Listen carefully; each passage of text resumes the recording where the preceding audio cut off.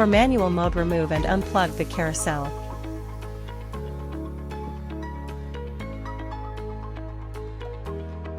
Switch Freddie off and then on again.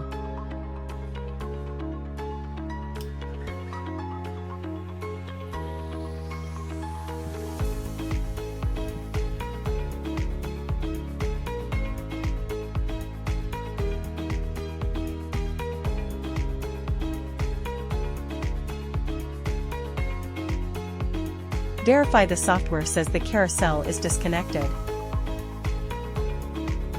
Enable icing, set your number of cookies and your flood fill style.